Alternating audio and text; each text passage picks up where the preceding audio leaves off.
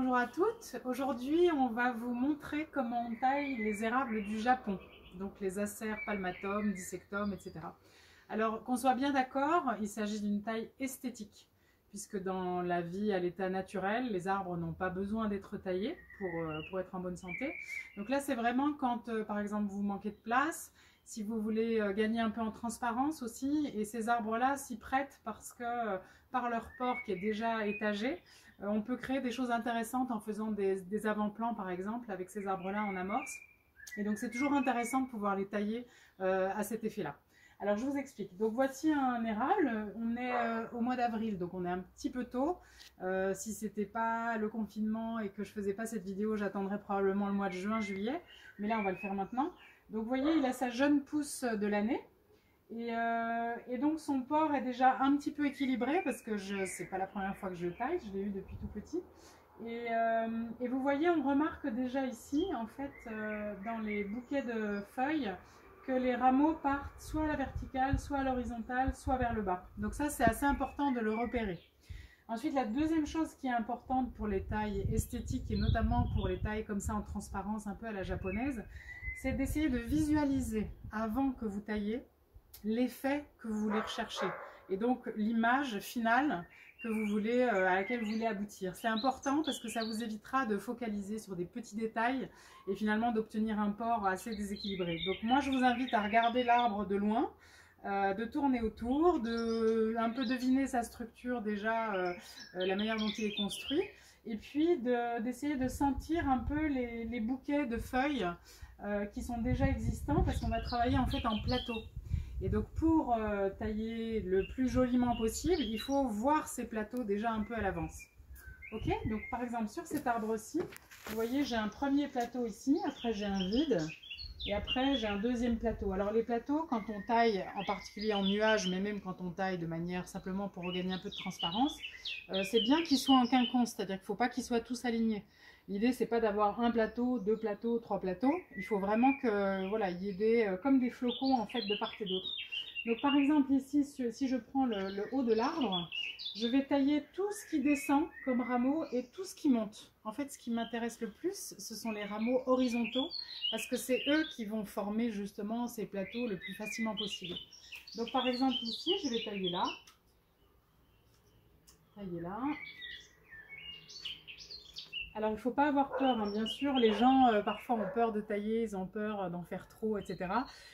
Déculpabilisez-vous, vous faites comme vous le sentez. De toute façon, il faudra en faire 25 avant d'être très bon. Donc, voilà, vous n'allez pas forcément réussir du premier coup, mais c'est pas grave. Tentez, c'est comme un peintre devant une page blanche. Et l'arbre n'en souffrira pas, sauf si vous coupez vraiment des très gros rameaux. Mais là, il s'agit vraiment d'une taille qui est assez superficielle, plutôt en bout de rameau. Donc, voilà, il n'y aura pas de souci. Alors, donc je continue. Vous voyez par exemple ici, il y a une branche qui monte assez haute, qui est assez intéressante, mais qui est un peu toute seule. Et le plateau, le reste du plateau, il est un petit peu plus bas. Donc en fait, moi je vais sacrifier cette branche-là, en tout cas celle qui monte, et je laisse les deux qui partent sur les côtés. Voilà. Celle-là, je la taille aussi. Et celle-là, je la taille aussi. Il faut savoir que là où vous allez couper, ça va se ramifier. Donc la branche ne va pas mourir. Il faut toujours couper si possible au-dessus déjà d'une séparation. Mais si vous coupez en plein milieu d'un rameau, c'est pareil, l'arbre ne va pas mourir, il va juste faire du bois mort en fait sur la partie entre la division précédente et celle d'après.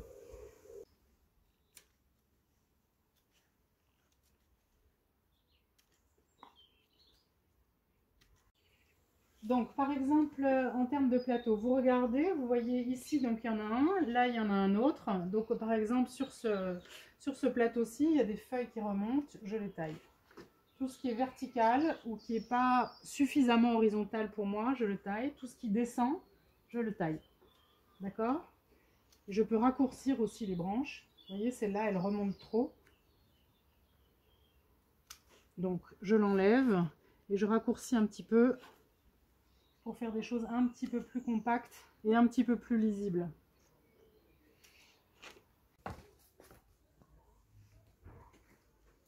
Une fois que vous avez dégagé les plateaux, vous pouvez attaquer un peu le centre parce que souvent il y a plein de petits rameaux qui ont poussé au centre et pour créer de la transparence, il faut que le regard puisse filer. Donc vous devrez probablement attaquer un peu le feuillage aussi au centre et là c'est sur le même principe. On crée simplement des plateaux, s'il y a des choses qui poussent dans tous les sens, vous les enlevez et vous dégagez le cœur. Alors pas complètement, il ne faut pas mettre l'arbre complètement à poil, mais vous pouvez y aller tranquillement, branche par branche, et puis toujours prendre du recul et voir ce que ça donne en fait de visu, voir si vous voyez le reste du jardin derrière, voir si vous voyez la lumière qui perce, c'est tout ça qui serait intéressant pour savoir si c'est les bons choix, d'accord ?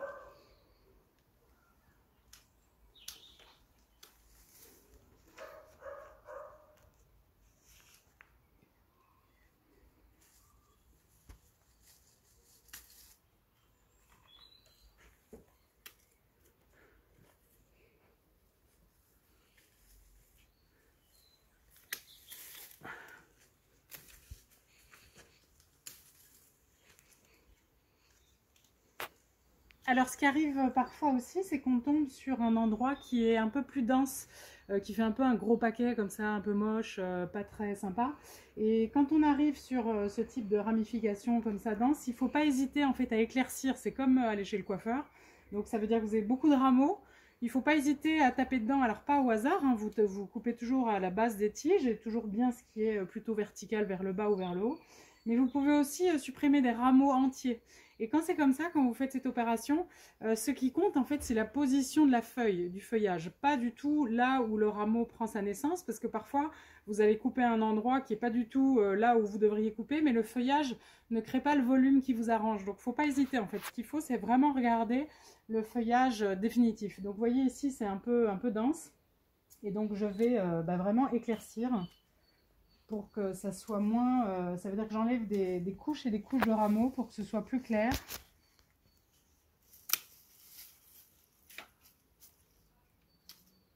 Voilà, et que ça ait l'air plus léger, quoi. Le but, c'est que on ait l'impression, l'érable du Japon, c'est quand même un arbre qui est assez aérien. Et donc le but, c'est que ça ait l'air voilà, moins touffu et moins le foutoir, quoi, en gros. Et je coupe, donc ça se voit pas, mais je taille à chaque fois à l'endroit d'une ramification, d'accord? Pas au milieu d'un rameau, pour éviter le bois mort. Alors en parlant du bois mort, bien sûr, c'est aussi une des choses que vous pouvez faire quand vous taillez un érable, c'est d'attaquer d'abord par le bois mort. Parfois il y en a, parfois il n'y en a pas. Moi sur celui-ci, il y en a très peu parce que je le taille chaque année. Mais voilà, ça peut faire partie aussi des choses qui redonnent son équilibre. Donc voilà le résultat. Vous voyez que si on regarde les plateaux, bon, ils ne sont pas parfaitement horizontaux, c'est pas l'objectif. Mais vous voyez qu'on voit le reste du jardin, on devine le reste du jardin en transparence derrière. Et en fait, c'est ça qui est joli. C'est d'avoir ce sentiment d'étage, à peu près, hein, approximatif. Bon, là, il y a un prunus qui est tout près, donc il se mélange un peu. Mais vous voyez, de loin, on voit bien son port et il est assez équilibré. Il va continuer à pousser là jusqu'en juillet, donc il faudra probablement que je le retaille une deuxième fois. Mais on va dire que c'est une bonne première taille. Voilà. À vous maintenant, à vos sécateurs. À bientôt.